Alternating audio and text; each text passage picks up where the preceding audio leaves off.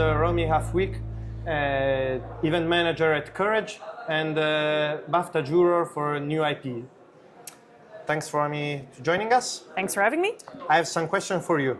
Let's go. Let's start. In your view, what makes a game event truly special or worth attending? That's a good question because there are so many game events out there. So I think for a lot of game developers, it's hard to see which ones makes the most sense for them, right? So I think it's about doing research because I think for game developer A, this event might be the right event for them to be at because that's the stage that they are in and the people that are visiting are the ones that they should speak to. But for another developer, it maybe makes way more sense to go to Gamescom, for example, because they really need to speak to a certain publisher that they know for sure will be there. Mm-hmm. So I think in the end, what makes it worth it is the visitors. And you have to figure out who is going to be there. And that's not always easy because it's not always announced or you can know, but you can ask. You can say, hey, are you planning on going to this event? Because I'm thinking about it and we would really like to meet in person and do it that way. Or you can look at where were the people last year. Go on their LinkedIn, go on their X or Blue Sky account and see what events they attended. And very likely they will be at the same events this year. So I think in the end it's about doing a little bit of research and also thinking what do you want to get out of it? Do you want to pitch to a publisher or an investor? Or do you want to showcase your game and get like a lot of feedback from industry peers? That also helps to decide, should I go to Courage Cologne or should I go to Tokyo Game Show? Yeah. What makes you say this is a project worth supporting? From a Courage events perspective? Or from like a publisher or investor perspective? Both. Anything. All right. From a Courage perspective, I really like to support games that I think do something special. Like, for example, that feature a protagonist that you don't see very often.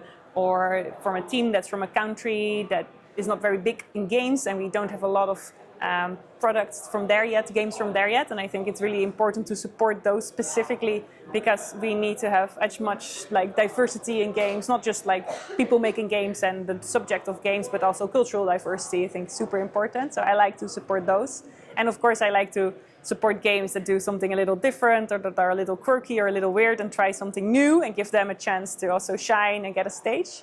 From a publisher investor's perspective, I think it's really important to support the games that teams made that you really like to work with. Because in the end, you're working together on the project for 2-3 years maybe. So you have to make sure that it's people that you want to have as colleagues, basically. So I think it's important to support the teams that you want to work with and then work to make it like awesome game together. Yeah.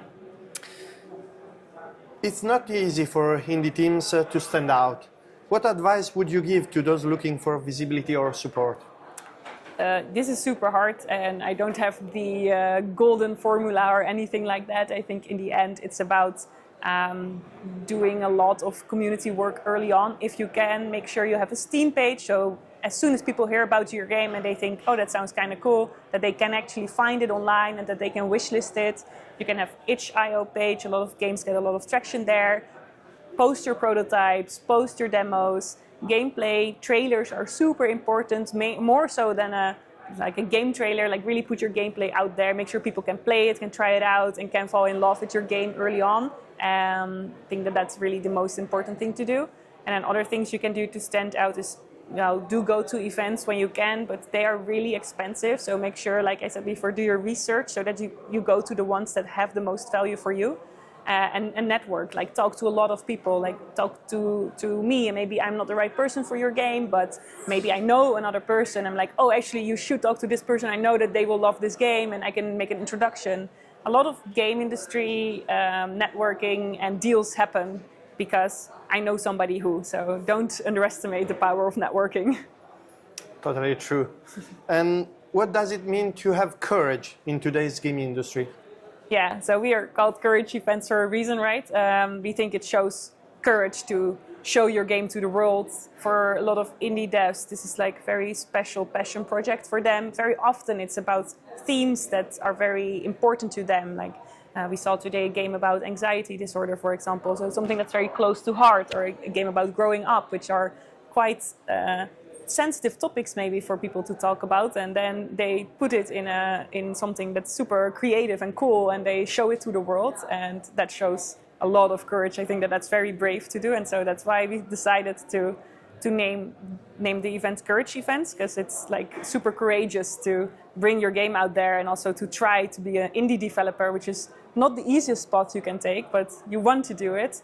And I think that's really what also binds all of us together, is we just love games and we love this industry. But yeah, it takes some courage to be in here, and it shows gut and shows heart. So I think that's why we are called Courage, but I'm not sure if that answers your question. But for me, honestly, making a game is already courageous. Thanks for sharing your experience and your words, and thanks to be here. Yeah, I am very happy to be here, so thank you too.